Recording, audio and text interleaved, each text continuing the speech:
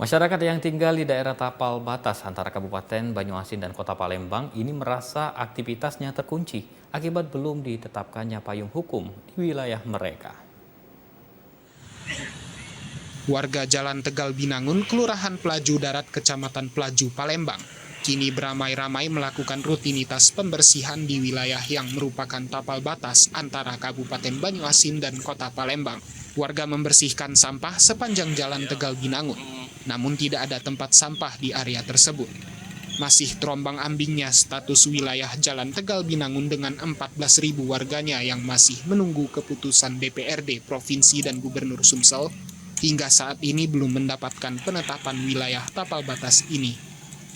Warga setempat merasa aktivitas terkunci dan tidak bisa berbuat banyak di wilayah tapal batas ini.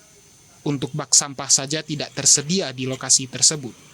Salah satu warga setempat menjelaskan, wilayah ini belum juga ditetapkan pemerintah, sehingga aktivitas masyarakat terbatasi untuk melakukan kegiatan sosial.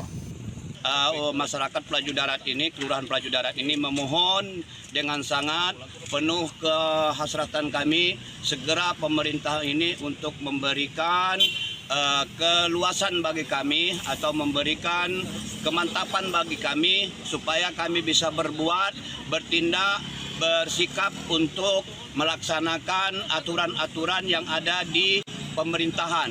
Sepertinya apa yang kita lihat sekarang di lingkungan ini sangat rentan sekali permasalahan sampah.